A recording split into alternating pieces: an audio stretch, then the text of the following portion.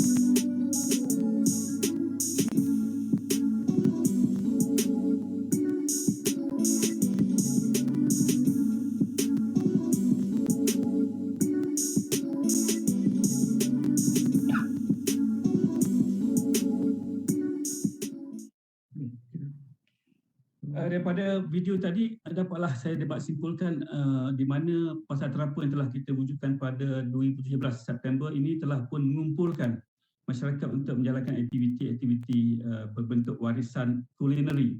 Ya. Kita ada traditional food yang telah dijual, kita ada booth perahu kolek juga merupakan satu warisan yang saya nampak menonjol yang telah membawa pelancong ke beberapa destinasi alam semula jadi di kawasan pokok nipah dan juga di melawati Masjid Ar-Rahman. Dan kita juga berjaya untuk mengumpulkan kesemua penggiat-penggiat seni berkaitan dengan budaya tadi di tempat ini, di mana kita ada pentas dan mereka telah mempamerkan ataupun mempersembahkan pertunjukan mereka di sini untuk dilihat oleh pelancong dan juga pengunjung.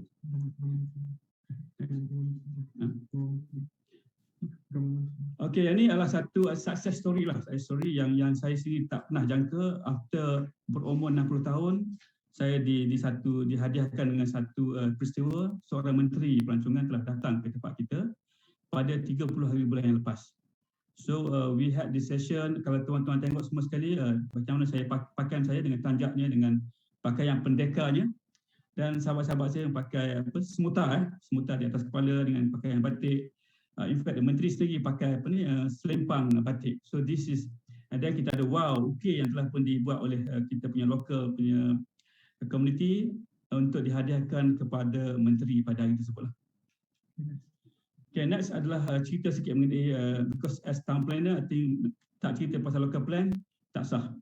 Jadi as we know, local plan supposed to be the so-called satu tools untuk guide development. So what happened is that such a local plan telah designated kawasan ini sebagai kawasan warisan pelancongan. Jadi pada kita, we are glad to hear that. Dan kita dapati beberapa cadangan telah ditunjukkan, but unfortunately pada kita sebagai planner, I think we should go into deeper. If we were to do certain control on the warisan, then we have to do something extra. We cannot be a typical approach pada pendekatan local plan biasa, buat kelakuan tanah, guidekan local plan, tapi perinciannya tidak nampak yang ia yang bagi satu kawasan waspada, kawasan yang ada unsur-unsur warisan. Okay, this pelanggan tanah dan seterusnya adalah merupakan inilah dia punya kelakuan tanah yang telah disediakan. Saya rasa this is something that all the planners have to go into details. Whether should we let the local plan to stay in this manner, or should we go into a deeper di kawasan-kawasan yang mempunyai warisan. So these are the challenges and way forward. Saya nampak ada beberapa isu yang mungkin kita boleh fikir bersama, dan I hope whatever that we have discussed today, sharing session today tidak habis di sini.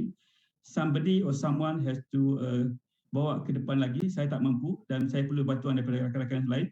Termasuklah antaranya peranan yang perlu dimainkan oleh pihak NTKB sendiri dalam memastikan segala perancangan dari segi warisan itu dapat dilaksanakan dengan sempurna. Kedua adalah memastikan pelibatan lokal. Saya percaya limitation masih ada, tak semua lagi lokal terlibat, dan government intervention also adalah agak berkurangan, dan funding also almost zero, dan also the private sector punya involvement also tiada. Jadi saya rasa this is another area yang everyone has to look at supaya kita akan lebih nampak berterselah. Dan juga adalah dari segi sudut public awareness, kesedaran masyarakat juga tidak ada di situ. Tak ramai masyarakat tahu yang sebenarnya kawasan telah pun dikenal sebagai kawasan warisan. Dan oleh itu kita melihat peranan dari segi training dan juga education is so crucial to the people, kepada semua pemimpin masyarakat di sini yang kita perlu. Yang ini saya rasa mungkin Cik Fazal akan cerita lanjut kejap lagi. Dan thirdly is saya rasa itulah perincian kajian terperinci perlu dijalankan, dan satu plan pengusahaan juga perlu dibuat untuk pastikan warisan yang ada di sini dapat kita terus dapat selangkari dan juga dapat kekalkan selama mungkinlah. Dan kemudian yang saya nampak juga adalah macam mana kita harus memastikan warisan dijadikan sebagai satu produk pelancongan. Dengan harapannya kita akan dapat meningkatkan sosioekonomi masyarakat, memberi peluang pekerjaan, dan yang paling penting juga adalah kita kata memberi satu pengetahuan dari sudut product development, product knowledge. So this is very crucial yang we have to do, yang saya rasa amat crucial yang everybody also has to participate in this. Dan itu saja Cik Afzal for this session. Thank you and thank you. Assalamualaikum. Terima kasih Tuan Haji. Assalamualaikum warahmatullahi wabarakatuh. Apa yang telah dikongsi oleh Tuan Haji itu sangat-sangat bermanfaat, sangat-sangat berguna dan sangat membuka mata, sebab kita sebagai profesional perancang bandar kadang-kadang kita lupa yang actually kita pun bertanggungjawab untuk membawa local heritage ni ke platform yang lebih besar. Dan kadang-kadang kita juga terlupa yang bahawa dengan kaedah metodologi yang betul, menggunakan platform yang betul, warisan ini akan dapat dihayati dengan lebih sempurna dan dapat diterima dengan lebih besar bukan sahaja dengan rakyat setempat tetapi juga merangkumi semua rakyat daripada tempat-tempat lain. And kita melihat produk pelancongan bukan sahaja khusus kepada orang yang hanya untuk datang melancong, tapi juga kepada satu bentuk wadah pendidikan kepada masyarakat akan datang, terutamanya generasi yang akan datang yang kekurangan informasi berkenaan dengan sejarah-sejarah setempat. Kita ada banyak dokumen berkenaan perkara ini tapi tidak dalam perkara berkenaan dengan warisan setempat kan. Dan saya tertarik bila melihat apa yang dipersembahkan oleh Tuan Haji kepada Ikram. Adik Ikram kita ni, dia adalah salah satu kita panggil orang kata apa, orang yang ahli setempat juga, tetapi dia fokus kepada pemeliharaan kepada alam sekitar. Dan pemeliharaan alam sekitar itu sangat penting sebab aset alam semula jadi ini adalah aset warisan kita juga. Dan ramai terutama dengan konteks dunia sekarang di mana masalah air, perubahan iklim, air menjadi salah satu aset paling besar di dalam kehidupan manusia. Dan bagaimana kita nak menggunakan aset itu sekiranya tidak dipelihara dan diuruskan dengan baik. Dan Ikram melalui daripada pihak Inspirasi Kawah, saya ingin mendengar daripada from your side, bagaimana daripada awal sampai sekarang ni, bagaimana awak boleh terlibat dan bagaimana awak melihat membantu peranan Inspirasi Kawah dan juga awak sendiri, Ikram sendiri di dalam mempromosikan tentang warisan setempat.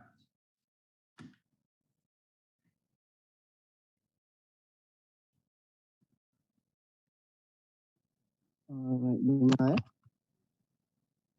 ya. Okey. Terima kasih kepada Encik Afzal. Kemudian boleh saya share screen dulu.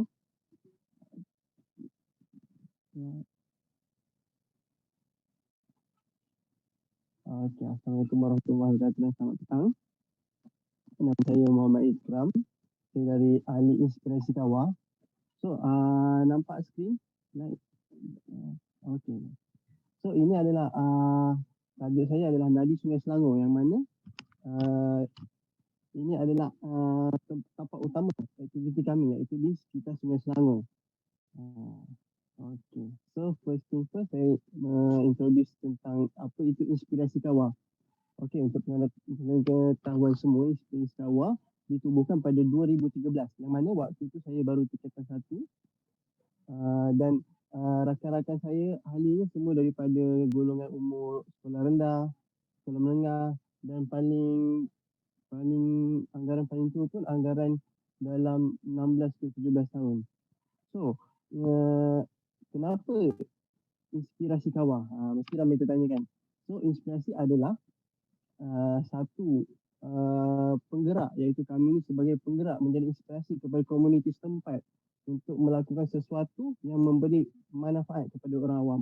Dan Kawah pula adalah bermaksud sungai daripada bahasa Jepun, yang mana kami ambil bahasa Jepun sebab kami menitik beratkan nilai-nilai orang daripada negara sana, bagaimana dia menjaga kepentingan alam sekitar, kepentingan air.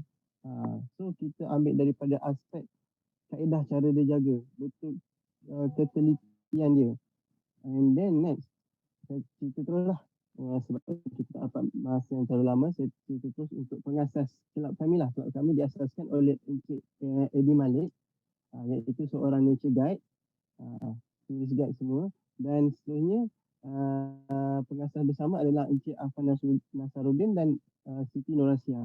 Yang ini semua adalah versi-versi kami lah, yang mana mendidik kami daripada kami usia muda sehingga sekarang dah habis waktu sekolah, dah boleh memberi penerangan lebih mendalam kepada orang lain mengenai apa yang kami lakukan, apa manfaatnya kepada komuniti setempat.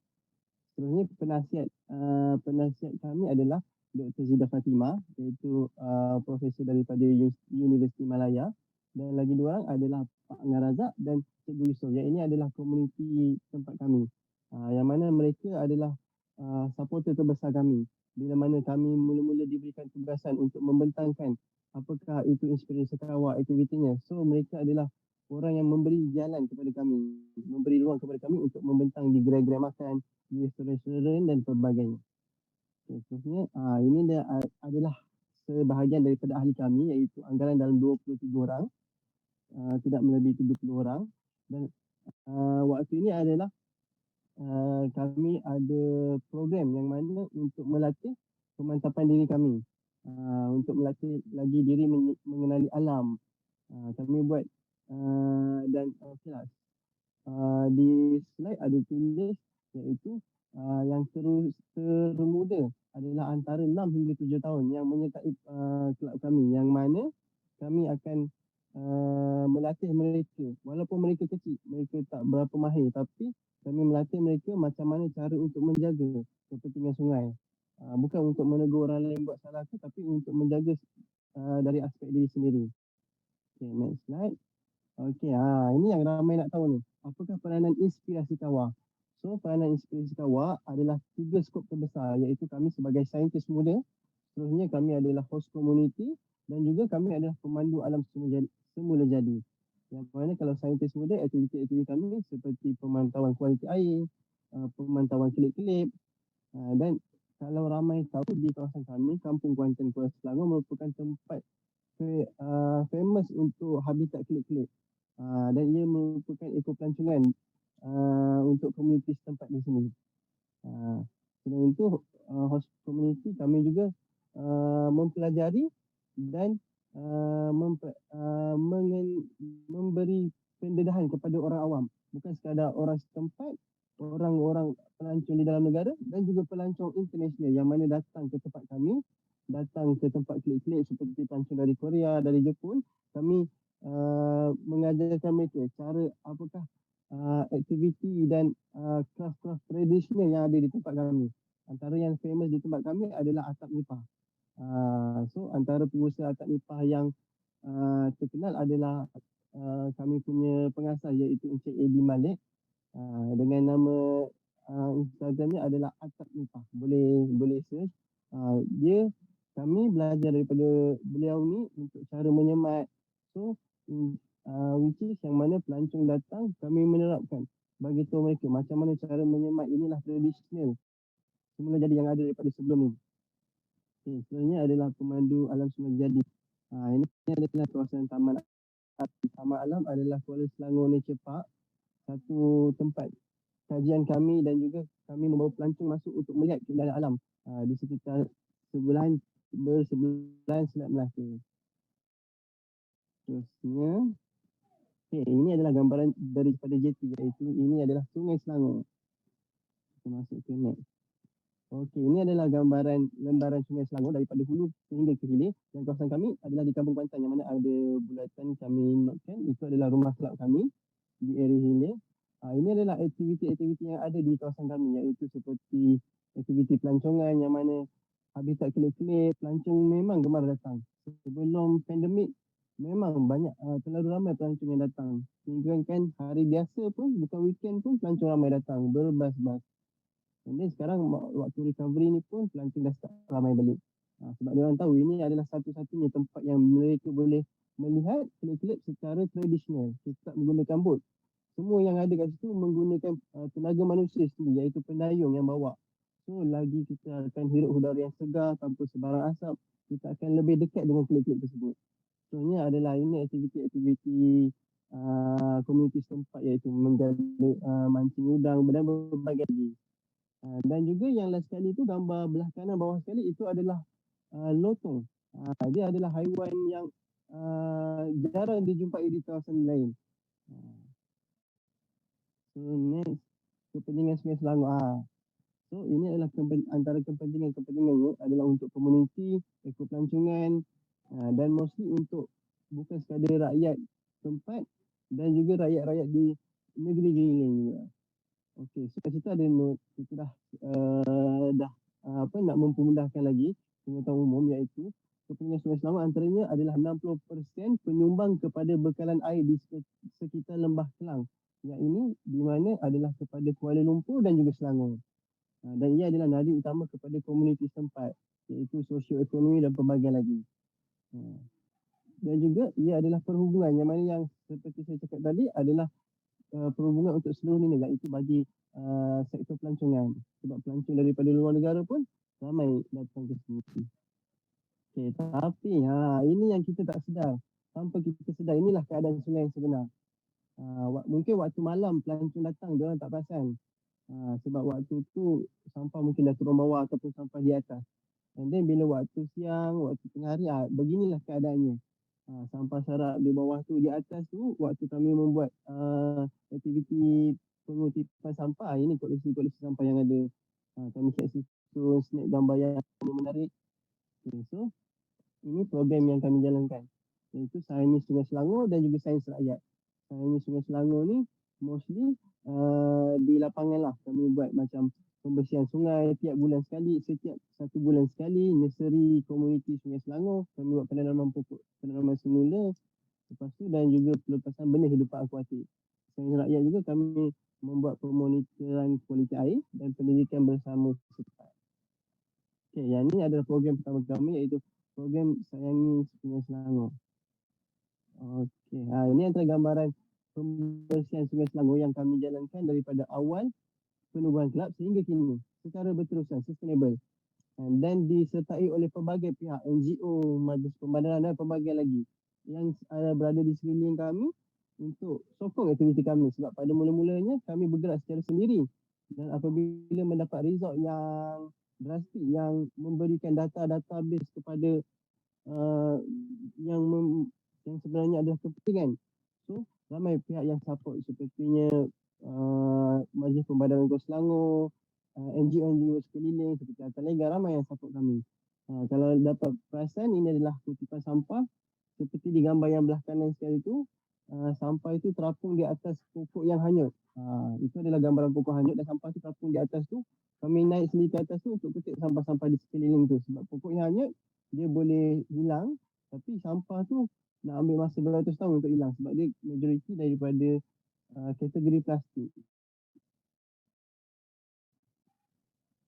Okay, next. Ni adalah aktivitinya, pembersihan Sungai Selangor. Yang mana kata sampah banyak, tapi dia tahu tak apakah jenis sampah yang ada.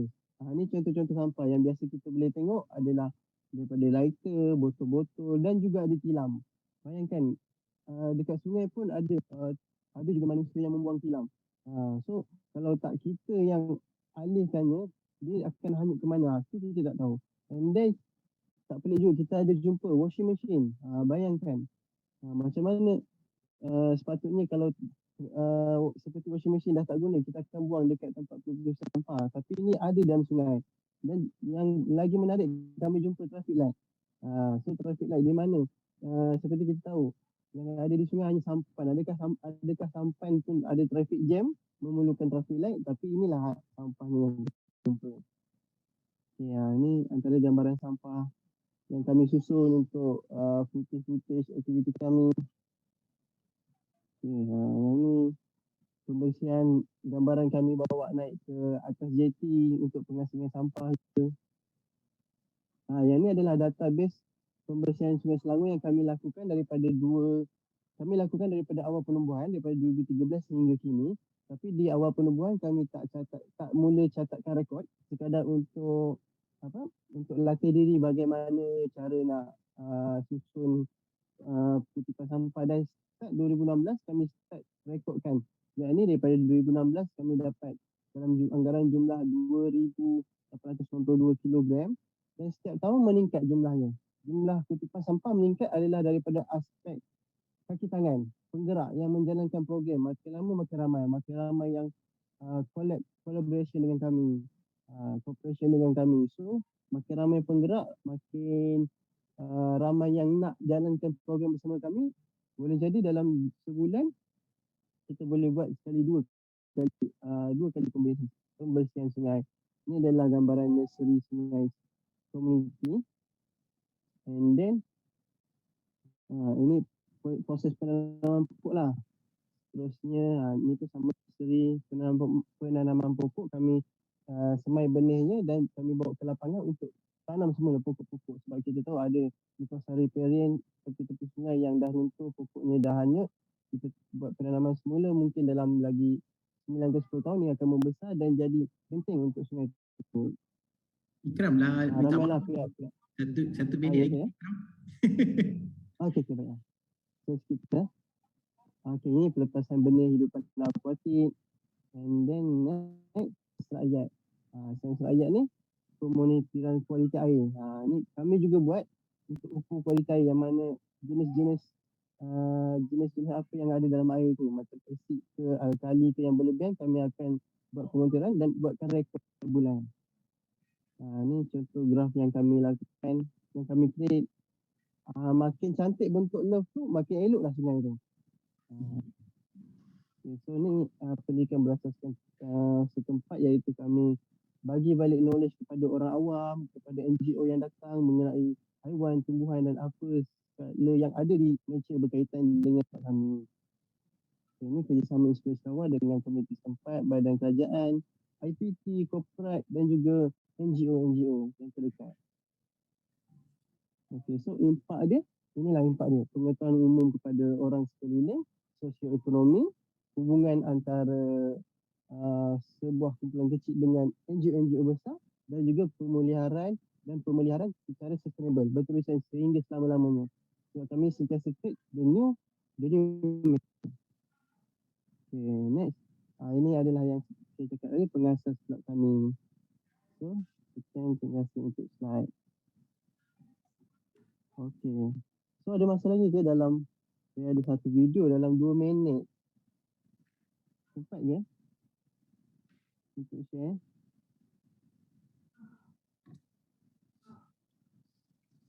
Kalau sempat, kalau dah habis time nanti boleh bagi tahu, saya boleh skip. Mungkin kita lepas ni lagi satu part, nanti kita boleh kongsi video boleh. okay. Jadi boleh. terima kasih banyak Ikram, sebab memang apa yang tadi Ikram kongsi ni adalah satu benda yang sangat unik, sebab kita memerlukan lebih ramai penglibatan orang setempat terlibat sama dalam program-program sebegini. Kerana macam tadi ayat last tu saya suka, ni bukanlah masa untuk mencari, tetapi adalah masa untuk bekerjasama. Dan kita melihat sebagai satu ekosistem, keseluruhan perlu bersifat saling membantu di antara satu sama lain. Dan di dalam konteks ini kita melihat tadi Tuan Haji Asri melihat kepada perspektif perancangan, dan kemudiannya pada Ikram sendiri lebih kepada bersifat setempat, kepada orang setempat yang terlibat sama di dalam pemeliharaan warisan ini. Dan saya ingin berkongsi pula kepada Encik Faisal sebagai salah seorang pemain industri sangat penting, sebab dia adalah orang yang melatih pemandu-pemandu pelancong kita, sama ada daripada City Guide, pemandu pelancong bandar, ataupun pemandu pelancong alam semula jadi, ataupun pemandu pelancong dalam konteks yang paling baru, host komuniti setempat. Dan semua ni saya rasa memang sangat-sangat bertanggungjawab membantu di dalam memperkasakan warisan setempat. Bagaimana Encik Faisal daripada peranan Encik Faisal sendiri, yang daripada konteks aktif lah, dan juga Encik Faisal sendiri sebagai seorang perunding kepada latihan kepada pemandu pelancong ni, bagaimana melihat untuk dalam memperkasakan warisan setempat kita ni? Bismillahirrahmanirrahim. Assalamualaikum warahmatullahi wabarakatuh, dan salam sejahtera semua. Terima kasih Cik Afzal, terima kasih MIT kerana menjemput saya hari ini. Saya ni sebenarnya tak ada slide macam dua presenter sebelum ni, tapi I'm very happy sebab saya dapat berjumpa walaupun online dengan Ikram, sebab semasa saya mulakan program host community Selangor dulu, saya buku ni tahu, saya jumpa dengan Cik Afan dan Cik Eddie, dan ada muka dia. Muka dia ada dalam tu. Tapi dia muda lagi masa tu. Selalu orang bercerita nama dia saya tak pernah berjumpa pun. Tapi hari ni saya dapat berjumpa lah secara online. Okey, berbalik pada soalan tadi, saya ni mungkin saya bercerita sikit tentang senario latihan pemandu pelancong di Malaysia. Kerana mengikut Akta Pelancongan 1992, semua pemandu-pemandu pelancong dan travel agent di Malaysia ni perlu dilesenkan di bawah Kementerian Pelancongan. Dan selama daripada 1992 ataupun 1970-an hingga ke sekarang, kebanyakan guides training adalah berdasarkan kepada kita panggil blue badge ataupun lencana warna biru, di mana kita banyak memfokuskan kepada guide ataupun yang membawa orang kepada mass tourism. Mass tourism ni yang datang tadi macam Ikram katalah, yang naik bas, berbas-bas datang ke Kuala Lumpur, datang ke ini, sebab dia travel ke Malaysia menggunakan package pelancongan. Dia beli 3 hari 2 malam ke 10 hari 9 malam ke trip trail untuk dia datang ke Malaysia. Tetapi trend di Malaysia dan di dunia is actually free independent traveller. People, sebab dengan adanya teknologi orang-orang mulai datang ke Malaysia, dia datang sendiri, dia book hotel sendiri, dia book airline sendiri dan dia turun dan pergi melancong sendiri. Jadi bermula daripada sana, saya rasa bermula daripada tahun 2008 hari itu, saya sebagai Presiden ATIM ketika itu yang membangunkan modul-modul ni semua, kita melihat kepada masa itu Melaka dan Georgetown menjadi World Heritage Site. Di mana di Melaka dan di World Heritage Site dia ada training tourist guide dia sendiri, kita panggil UNESCO Cultural Heritage Tourist Guide ataupun Cultural Heritage Specialist Guide. Bermula pada sana, kita bekerjasama masa saya belum lagi di e-commerce, bekerjasama dengan UNESCO untuk membangunkan training yang spesifik kepada pemandu-pemandu pelancong yang berasaskan kepada warisan dan budaya. Dan di sanalah kita banyak expose ourselves kepada keperluan-keperluan untuk promote isu-isu conservation, isu-isu community involvement dan all that. Dan bermula pada situ, lanjutan pada situ, Kerajaan Negeri Selangor pada tahun 2018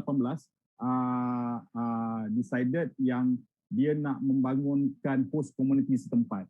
That means di Selangor ni adalah negeri yang paling urban, paling urbanized sekali dalam Malaysia ni. Dia berlain dengan Kelantan. Kelantan dia sangat kaya dengan budaya.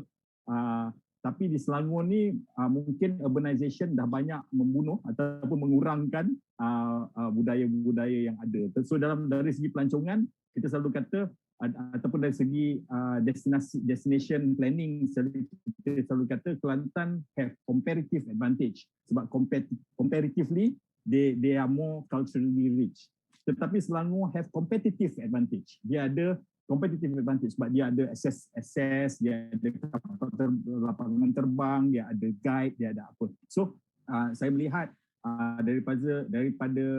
daripada pengalaman saya lah, mungkin sebab tu di Selangor dilihat kepada memperkukuhkan comparative advantage yang sepatutnya dia ada. Dan sebenarnya di daerah-daerah di Selangor ni, bermula pada Sabak Bernam ke Kuala Selangor dan seterusnya, masih ada lagi warisan budaya yang masih diamalkan oleh penduduk setempat. Tapi dia jauh-jauh lah. Jadi daripada 2018 itulah saya bermula untuk buat training kepada local community ni untuk satu buat cultural mapping of that area. Tapi cultural mapping yang kita buat is very participatory, yang ada penglibatan community, bukan dari expert datang tanda inilah map kita. Tidak, kita bermula daripada bawah untuk setiap community menceritakan warisan dia.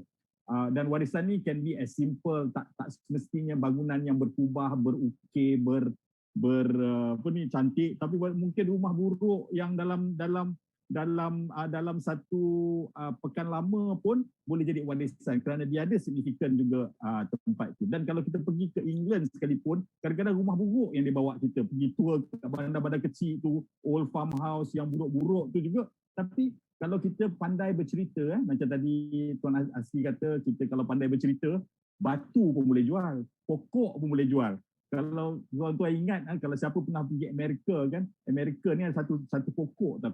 Kalau kita pergi kan, nanti tourist guide dalam bas tu akan bercerita lah.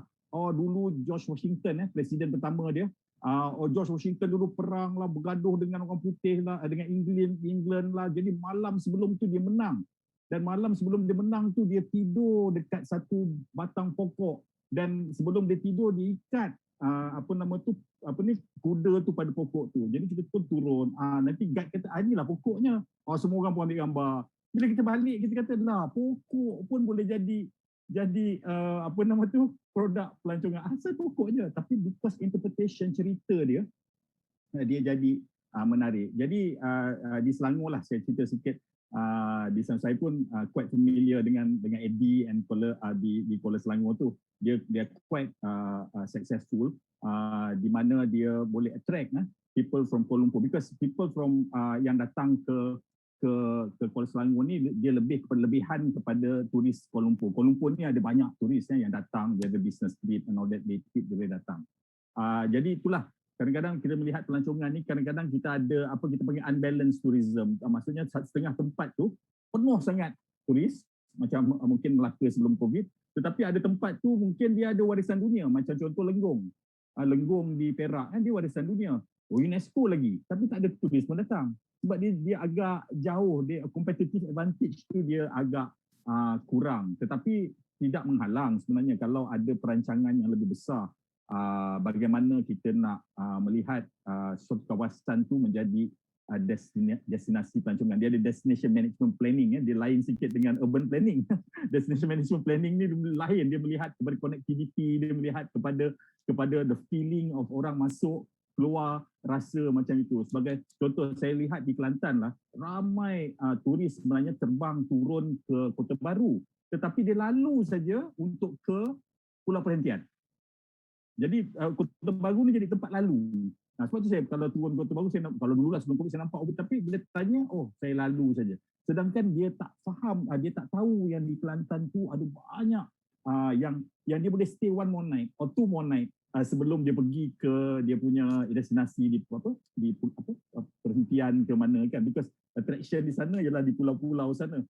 Jadi lalu dia begitu, mungkin sama, mungkin little bit macam Negeri Sembilan lah, orang lalu saja. Perak pun kita panggil lalu saja. Dia tak berhenti. Sebab dia tak ada entry point di tempat-tempat tu. Entry point biasanya di KLIA, di Penang, di Langkawi, di Johor Bahru. Terengganu tu boleh jadi entry point pasal dia international airport. Di Kuching, di itu. Itu berkaitan dengan pelancongan luar negeri lah.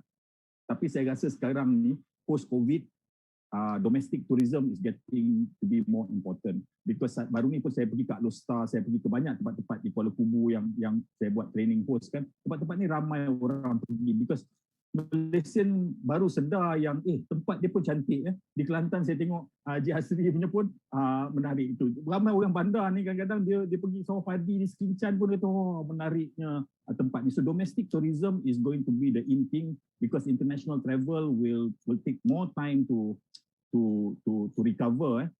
Dan local people, sebab tourism ni begini, kita ada tourism dollar masuk, kita juga ada tourism dollar keluar. Ramai orang pergi umrah tiap-tiap tahun kan, berbilion-bilion duit kita keluar ke Saudi Arabia. Tapi 2 tahun orang tak keluar tau. Duit tu ada dalam negara. Dan orang yang biasa travel ke US, ke mana, cuti ke Maldives, 2 tahun tak keluar. So duit tu ada, mungkin dia nak melihat dan merasai local culture. Tapi yang pentingnya ada link lah to the tourism ecosystem. Benda yang saya selalu nampak is kita ada this attitude, we build it and hopefully people will come. We build something in order for people to come. Tapi tidak, because tourism ni dia ada ekosistem dia sendiri, di mana dia ada dia punya chain, tourism distribution chain dia sendiri, who's the operator, who's the guide, who's the travel agent. Yang kita kena lock ourselves inside this tourism ecosystem in order untuk kita memanfaatkan lah.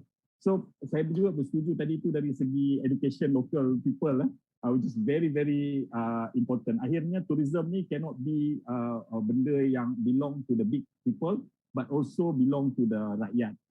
Orang rakyat mesti mendapat manfaat daripada itu. Dan bila dia appreciate dia punya culture, dia jaga dia punya culture, dia pelihara, then people will enjoy. If you enjoy it, your tourists will enjoy it. Itu yang saya nak cakap lah sedikit. So, terima kasih, itu saja. Afzal, mungkin ada soalan lain ke? Terima kasih banyak Cik Faisal. Saya rasa yang itu sebenarnya perkara yang kita selalu nak, sesama kita perunding perancang bandar pun, sebagai seorang perancang bandar, kita tak nak go konsep kita panggil top down approach lagi. Kita lebih kepada bottom up approach. Kita nak menggalakkan lebih ramai lagi terlibat daripada masyarakat setempat. Sebab at the end of the day, daripada segi jangka masa panjang, bila kita bercerita pasal pembangunan lestari, sustainable development, untuk maintenance of the place, pemuliharaan tempat tu, untuk penjagaan, dia lebih sukar, dana pun lebih banyak. Tetapi kalau local people sendiri, orang setempat sendiri yang yang menguruskan tempat tu dia menjadi lebih efisien, lebih berkesan daripada segi penjagaan watchdog as well, sebagai satu pemantauan. Dia juga menjadi orang yang memelihara, dan at the end of the day daripada segi pemberian dana pun kita boleh melihat mana yang aktif, mana yang tidak aktif. Kita boleh straight away, kita boleh pinpoint siapa yang betul-betul aktif, dan daripada situ kita pun saya rasa salah satu benda aspek yang paling penting berkaitan dengan warisan ni adalah kita juga adalah mendidik supaya satu warisan berkenaan kita sendiri tu tidak hilang. Sebab kerana bila kita menceritakan cerita diri kita rasa tak menarik. Macam tadi Cik Faisal pun ada menyebut kan, perkara kita rasa macam benda ni tak penting, kita rasa macam benda ni tak ada signifikan. Tetapi bila kita diolah, kita faham tentang cerita itu, dan interpretasi itu sangat penting. Iaitu memang saya sangat-sangat bersetuju. Storytelling adalah salah satu keupayaan manusia yang sangat hebat. Kerana melalui storytelling lah banyak cerita seperti cerita Sang Kancil, cerita-cerita rakyat masih lagi kekal sehingga kini kerana keupayaan untuk menjadi seorang storyteller. Dan banyak budaya semuanya mempunyai storytelling yang bagus. Termasuk di dalam konteks lebih formal adalah seorang padri, seorang imam. Mereka juga adalah storyteller di dalam konteks masing-masing. Dan politician itu sendiri juga merupakan, ahli politik itu sendiri juga merupakan seorang storyteller yang bagus. Jadi bergantung kepada keupayaan mereka untuk mendapatkan data dan informasi dan bagaimana nak memenangi hati rakyat tersebut. Dan warisan ini sebagaimana kita faham tadi, definisi dia bukan cerita pasal berkenaan dengan benda-benda yang bersejarah, tetapi sesuatu benda yang boleh diwariskan, yang boleh diteruskan. Dan inilah yang adalah sama dengan konsep perancangan pembangunan lestari.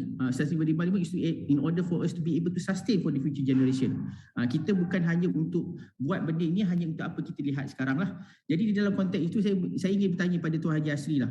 Daripada sebagai pengalaman Haji sebagai seorang perancang bandar, dan sekarang ni adalah salah seorang kita panggil local champion kepada Persatuan Waspada sendiri di Kelantan. Melihat kepada pembangunan yang telah kita wartakan di dalam pembangunan rancangan tempatan, adakah Tuan Haji melihat rancangan tempatan kita ataupun rancangan struktur kita relevan ataupun perlukan lagi penambahbaikan? Sebab saya perasan tadi Tuan Haji pun ada mention pasal destination lebih detail, dan Encik Faisal pun telah menyatakan dengan lebih jelas kita perlukan ada yang lebih lain, lebih khusus kepada pelancongan ataupun pemeliharaan, sebagai contohnya destination management. Jadi bagaimana pendapat Haji dalam konteks profesional? Saya punya pendapat Encik Afzal, saya rasa dah kita kena bergerak ke hadapan sebab perancangan pun dah makin berubah-ubah. That's why saya lebih melihat nombor satu adalah kita kena ada satu clarity, clear vision ke mana kita nak pergi.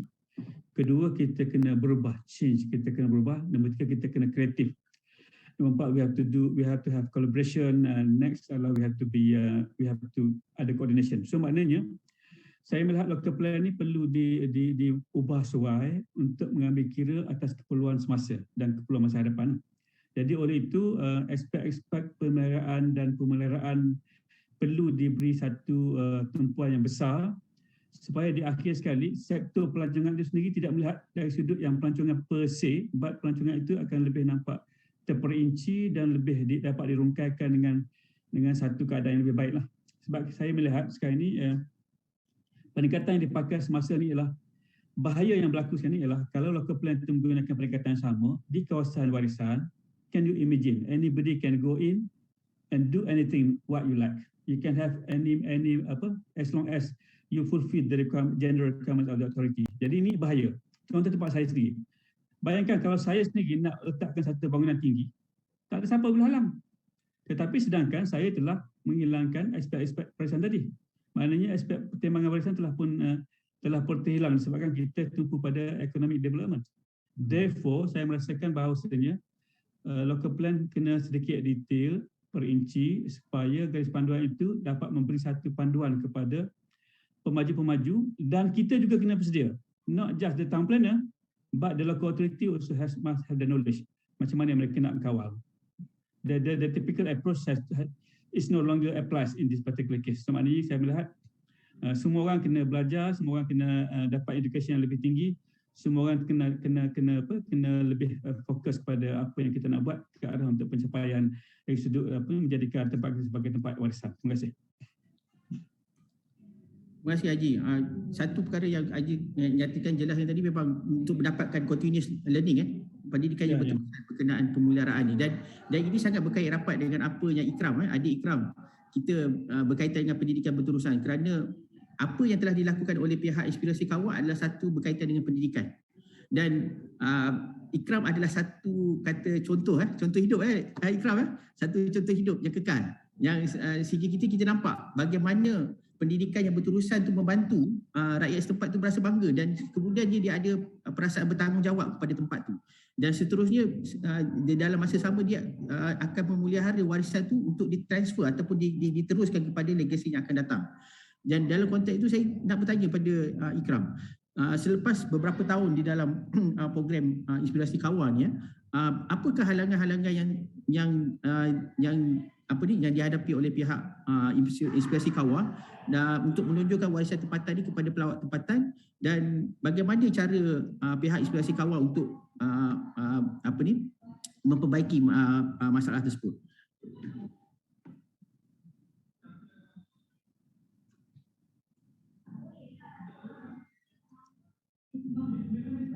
Boleh Ikram? Kalau tak stable tak apa, tak payah buka.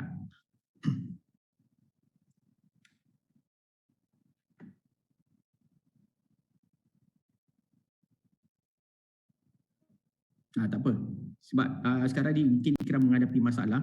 Mungkin pada Cik Faisal kalau tidak keberatan di dalam konteks daripada pihak perunding pelancongan sebagai contoh.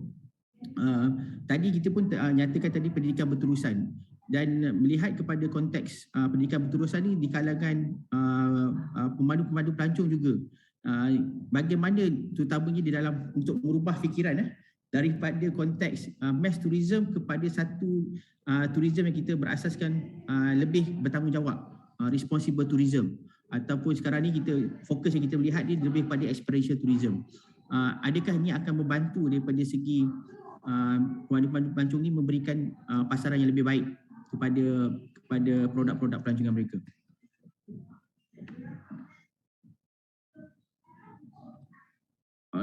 Kena ambil Cik Faisal. Saya kan? Yes. Saya tu sebab tadi dengar ke?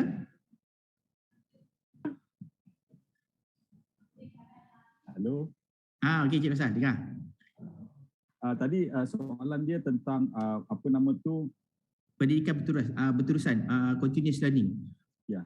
Nanti soalan dia tentang responsible tourism. Saya rasa sekarang ni the mass tourism market ni semakin lama trend dunia pun makin kurang kerana sekarang ni ada apa? Ada teknologi. Sebab ada teknologi, people can travel, people want to experience destination secara autentik. Dulu tak boleh. Dulu saya nak pergi mana-mana saya kena pakai travel agent yang ikut saya. Tetapi sekarang ni because of the technology sekarang ni you can travel anywhere and people want to experience that.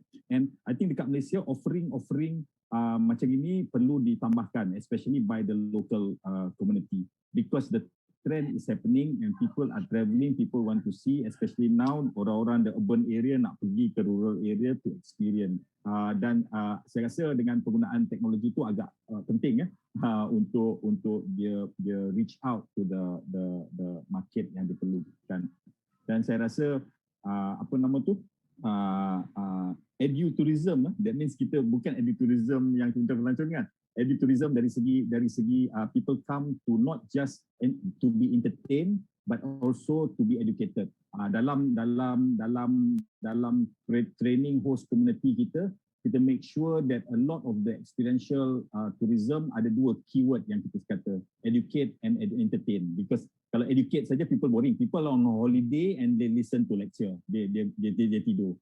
Tapi kalau entertain saja dia pergi enjoy lah, pergi mandi sungai, pergi mana, pergi sini kan. Jadi kita nak kena ada balance between this education and entertainment. Even saya pergi Langkawi pun kadang-kadang kan, saya pergi tengok geopark Langkawi, people lebih happy dengan entertainment tu. Naik boat, dapat naik boat, dapat main air, dapat terjun dalam air. Tapi bila kita bercerita tentang inilah apa ni geopark and all that, tak masuk dah. Dia kurang sikit masuk. Tetapi so there must be a balance lah between, because at the end of the day tourism people nak pergi holiday. Kalau kita bore them with a lot of inilah sejarahnya, inilah makamnya. Saya kadang-kadang pergi Bangkok pun, saya pergi Ayutthaya sekalipun, the first 1 hour je saya happy, raja ni lah, what ini. Tapi lepas tu saya dah confused dah. All this historical. So there must be a balance in it. So in the training part lah, for the training of the tourist guide and the tour operators is quite important to keep this balance between because people on tourism is on holiday, they are there, they're going out, they want to entertain themselves, they want to go out from their local environment, but at the same time they must be educated tu maksudnya dia enjoy the story, and with that they move them to actually help in the conservation of whether it's nature area ke, whether it's a built area ke apa. So itulah jawapan saya. Terima kasih Cik Fasal. Sebenarnya memang itulah, we need to find apa kita panggil titik tengah lah. We need to strike the balance. Sebab at the end of the day betul, pelancongan kita bayar tu untuk dapatkan ketenangan. Dan kalau kita buat sesuatu macam pergi lecture, memang dia akan jadi satu perkara yang go against the defeat the purpose lah kita panggil kan. So memang yang itu yang kadang-kadang kita sebagai guide ataupun sebagai orang yang terlibat dalam industri pelancongan ni, dia perlu tahu mana how to play the role. In order satu, kita boleh jadi agent of change, maksudnya mendidik. Dalam masa yang sama juga kita boleh memastikan mereka juga gembira. Sebab ini dia dua perkara yang dalam satu masa. Jadi sebagai yang itu saya rasa dalam banyak pemandu pelancong dia perlu ada satu sikap di bagaimana untuk improve themselves is at the end of the day kita tak nak perkara tu dia lebih kepada macam ayat kasar dia short sendirilah. Kita tak nak dia lebih kepada membanggakan cerita tu hanya berkisah pasal mereka saja. Kita nakkan benda tu ada penyampaian, dan itulah warisan, supaya ada satu benda yang kita boleh wariskan kepada audiens kita. Di dalam konteks tu Ikram, sebab tadi pun kita terlepas, sebab saya sangat tertarik dengan Ikram Inspirasi Kawal kerana bagaimana di dalam konteks sebuah NGO seperti Inspirasi Kawal, bagaimana menghadapi cabaran-cabaran ni. Selepas mungkin sudah hampir 10 tahun Inspirasi Kawal telah tertubuh, bagaimana daripada segi pendapat Ikram dan juga pengalaman Inspirasi Kawal di dalam menghadapi cabaran ini, terutamanya sejak penubuhannya sehingga kini dan termasuk semasa pandemik COVID-19 ni. Terima kasih Tuan Afzal. Okay, so mau kepada cabaran yang dihadapi. So cabaran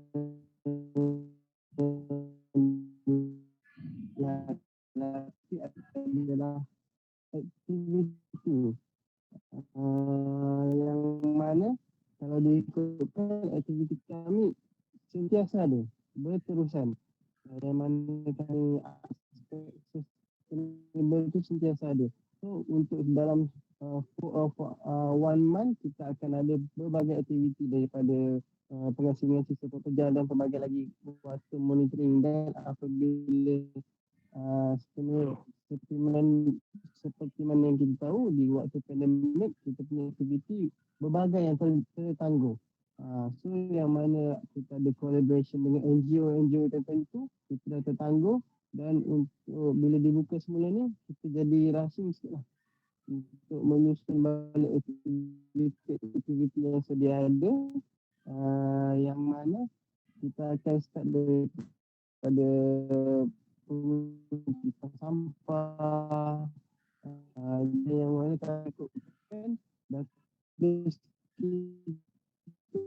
setiap bulan kita rekodkan. Untuk for 1 year yang dah berlalu akibat pandemik, kita dah skip for 1 year sebab kita tak dapat jalankan aktiviti langsung, and then kita boleh tengok jumlah sampah tu tidak bertambah dan tidak berkurang, yang mana kalau seperti kita tahu, kalau bertambah, kalau jumlah pembuangan sampah bertambah, tapi di mana kurang aspek pelancongan juga mengurangkan aspek pembuangan sampah. Tapi kekurangan dia itulah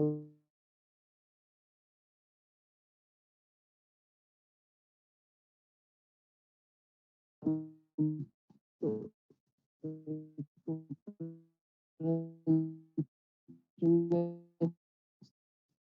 tempat yang mana komuniti kurang pendapatan, yang mana memang bekerja dengan pelancongan kurang pendapatan. Itulah aspek-aspek yang kami terganggunya.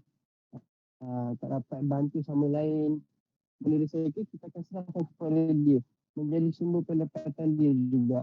So, bila kita tak dapat itu,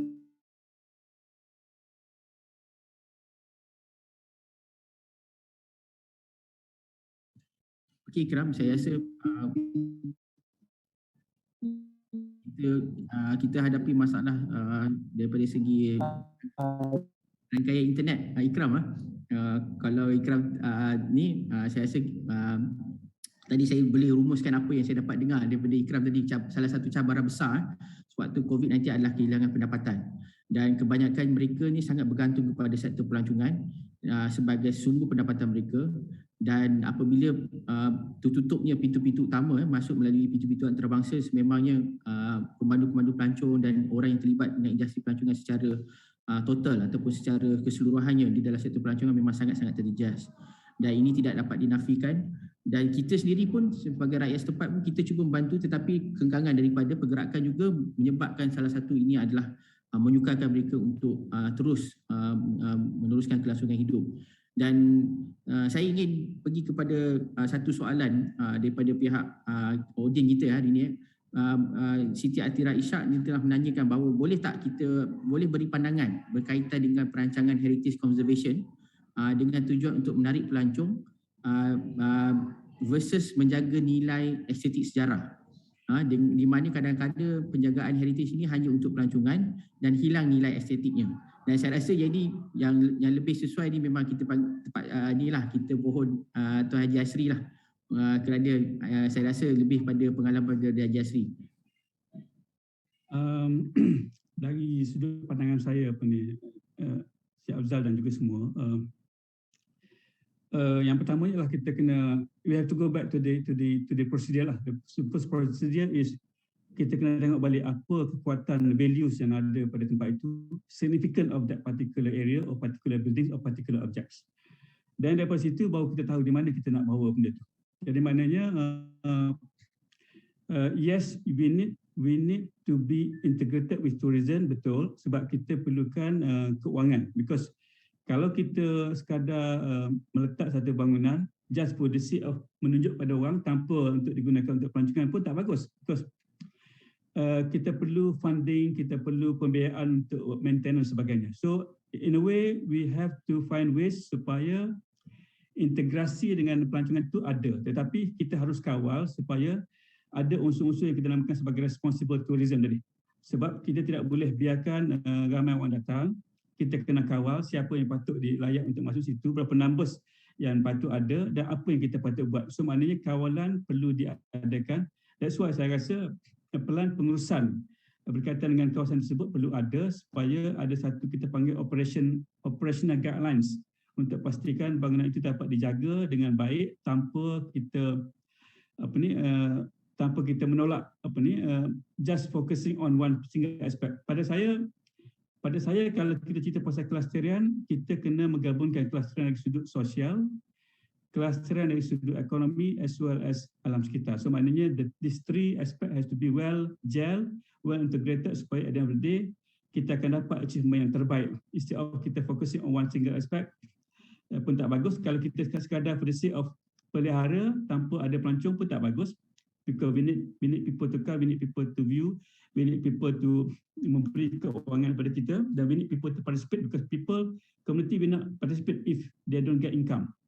Tapi bagaimanapun kita harus kawal. Itu pendapat saya, Afzal. Terima kasih. Terima kasih Haji Asri. Saya rasa itu adalah satu benda-benda pengurusan pelancongan. Kita kena faham tentang carrying capacity as well. Benda ni kita untuk berlangkah ke masih kira kita terus menerus mencuba untuk dapatkan lebih banyak daripada sudut ekonomi keuangan semata-mata, produk itu sendiri akan hilang. Produk itu akan hilang secara mungkin tidak secara perlahan-lahan tetapi hilang terus kerana kerakusan daripada kita sebagai untuk memperoleh manfaat ekonomi keuangan semata-mata. Jadi yang ini pengurusan perlu ada, dan pengurusan ini membantu daripada semua aspek. Dan saya juga melihat perkara ini juga, saya nak tanya pada Cik Faisal sebagai satu soalan terakhir. Macam bagaimana harapan dan apakah tindakan susulan yang kita boleh buat, terutamanya sekarang ni bila COVID kan, post COVID, apa dia macam reset button kan Cik Faisal macam reset button untuk sektor pelancongan. Kita melihat ni sebagai satu reset button. Bagaimana seterusnya kita boleh bergerak ke hadapan, bukan saja kita boleh memperkasakan nilai warisan ini, tetapi untuk membantu dia panjangkan tempoh masa dia, expired date dia tu lebih panjang. Bagaimana pendapat Cik Faisal dalam perkara ni? Mungkin sebelum saya jawab tu, saya mungkin nak bercerita tentang organisasi saya wakili hari ini, iaitu ICOMOS, National Council for Monument and Site. Kita ni adalah technical arm kepada UNESCO untuk menilai warisan-warisan tapak-tapak warisan dunia, dan berpangkalan kita di Paris, tapi kita ni adalah ICOMOS Malaysia. Saya Deputy President pada ICOMOS Malaysia. Now, dalam ICOMOS kita ada scientific committee. Scientific committee ada 20 scientific committee, dan salah satunya ialah what we call International Scientific Committee kepada Cultural Tourism. Ini yang kita telah bincang the last 2, 3, 5, 6 minit yang lepas, dan saya nampak beberapa soalan dekat chat box tu ialah the conflict between economic development dengan cultural heritage conservation. And ICOMOS, International Council Scientific Committee for Cultural Tourism pun baru meluluskan satu draft tentang charter bagaimana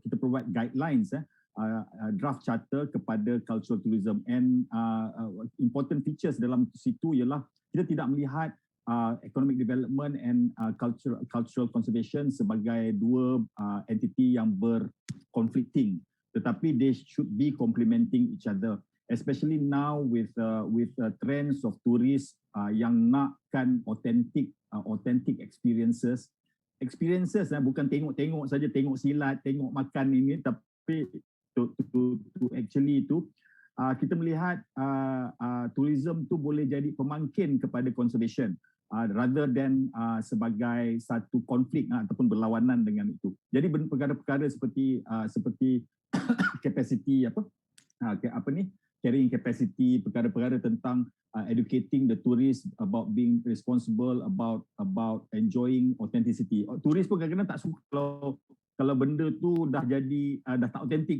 sebab ramai sangat and all that. Setengah-setengah tempat di Malaysia ni kadang-kadang nak ambil gambar dengan kota tu pun dah tak boleh ambil dah gambar, begitu terlalu ramai sangat manusia berada dekat depan itu. Jadi itulah it's everywhere around the world, satu benda yang berlaku di mana saya rasa tourism should not be seen as an economic aspect saja, tetapi dia adalah pemangkin kepada conservation, kepada heritage dan juga kepada alam sekitar. And it can be done because if it's managed properly, setengah-setengah tempat tu kalau kita nampak sepilok di Sabah, people who come back go back to their home, they continue to help dengan menderma and all that, because they were educated, they were there not just enjoy the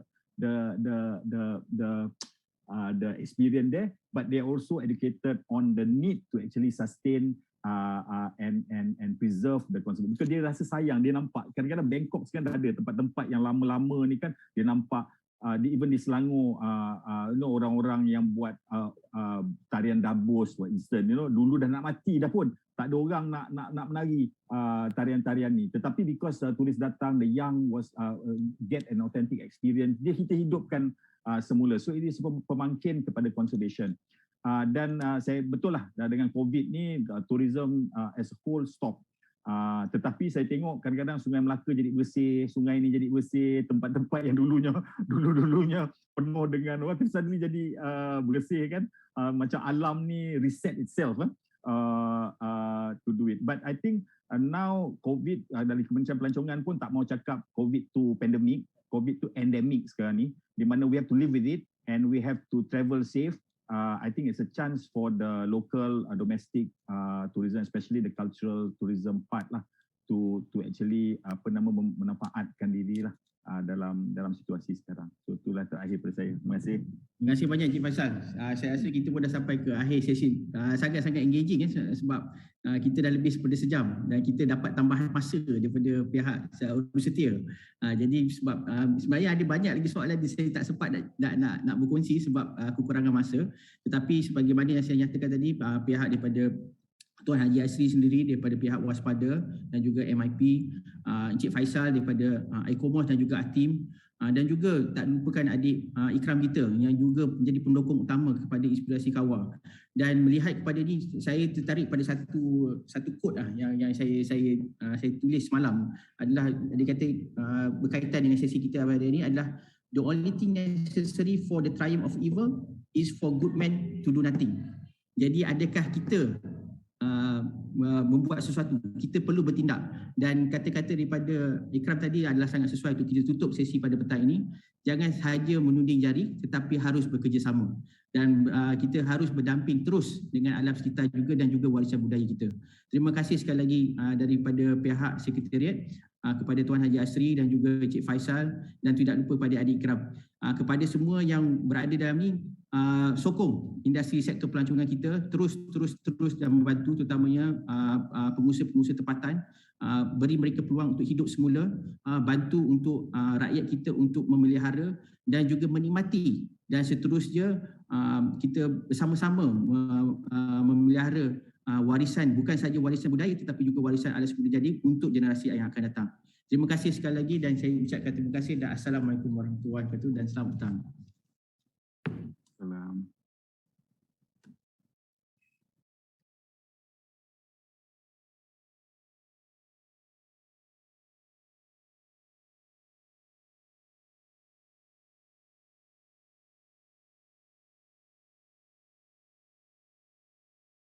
Record.